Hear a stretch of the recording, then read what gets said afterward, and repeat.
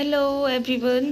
जो बच्चे गेट का एग्ज़ाम प्रिपेयर करना चाह रहे हैं 2026 का, अभी तो उसका पोर्टल में मतलब आप देख सकते हैं कि अभी आई थिंक 25 या 21 तक अवेलेबल है। आप वहाँ पे जाके फॉर्म फिलअप कर सकते हैं गेट एग्ज़ाम 2026 के लिए।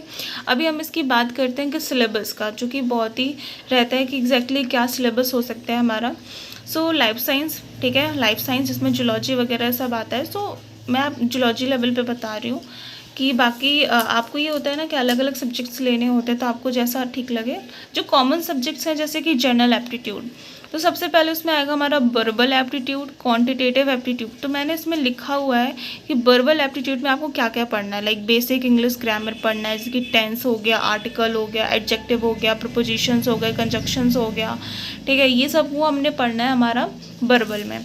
क्वांटिटेटिव में देखते हैं हम डीआई पढ़ना है। डीआई मतलब डेटा ग्राफ होगा, एक पाई चार्ट होगा, डेटा होगा, और उससे रिलेटेड हमारे पास कुछ क्वेश्चंस होंगे, ठीक है, हमें उस क्वेश्चन को फिर सॉल्व करना है।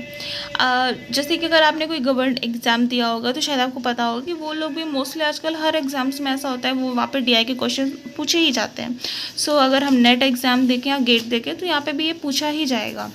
यहाँ पर मैंने प्रॉपर लिखा हुआ है, आप एक बार फिर चेक कर सकते हैं कि आपको एग्जैक्टली पढ़ना क्या है, ठीक है ना।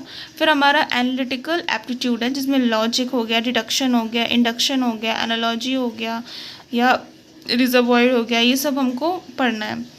स्पेशल एप्टीट्यूड में ट्रांसफॉर्मेशन ऑफ शेप्स, ठीक है, रोटेशन, स्केलिंग, मिररिंग, ये क्वेश्चंस रहते हैं इससे रिलेटेड। ये चैप्टर्स आपको रीजनिंग में मिल जाएंगे, बिकॉज ये general aptitude is a reasoning ही एक तरह से।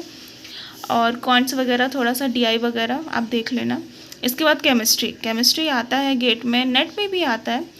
Atomic structure and periodicity, structure, reactivity, correlation वगैरह, एसपी ब्लॉक, ये थोड़ा इंपॉर्टेंट है। Chemistry of biomolecule, thermodynamics, chemical equilibrium, electrochemistry. ये जो चैप्टर्स है ना आपको कवर अप करना ही होगा। फिर हम जूलॉजी का सिलेबस देखते हैं। Animal diversity, evolution, animal behaviour, applied zoology, cell biology, ये सब यहाँ पे पढ़ना पड़ेगा अपन को। डेवलपमेंटल बायोलॉजी जो कि सब इम्पॉर्टेंट है। एंडोक्राइन सिस्टम हो गया, डेवलपमेंटल बायोलॉजी हो गया, ये रेस्पिरेटरी हो गया, ये इम्पॉर्टेंट है। इसके बाद ग्लैंड्स वगैरह, ठीक है।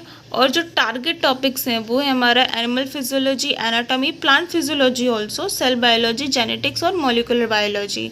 और टेक्निक्स तो मोस्ट इंपॉर्टेंट, बिकॉज टेक्निक्स जो होती है ना वो मेन रोल प्ले करती हैं। This is all the chapter names मैंने यहाँ पे मेंशन करा हुआ है। अगर आपको कोई प्रॉब्लम हो रही है आप पर्टिकुलरली एक टॉपिक जो है वो सर्च करें यूट्यूब पे, और आपको फ्री लेक्चर्स हर जगह, मतलब कितना लेक्चर्स अवेलेबल होता है। फॉर एग्जांपल अगर आपको पढ़ना है डीआई, सिंपली आप जाइए, डीआई के क्वेश्चंस वहाँ पे देखिए, लगाइए, पाई चार्ट वगैरह ये सब आप कर सकते हैं। और अगर केमिस्ट्री में इशू है, सिंपली आप डालिए वहाँ पे एटॉमिक स्ट्रक्चर, एंड देन आपको लेक्चर मिलेगा, आप आराम से क्वेश्चन भी सॉल्व करिए।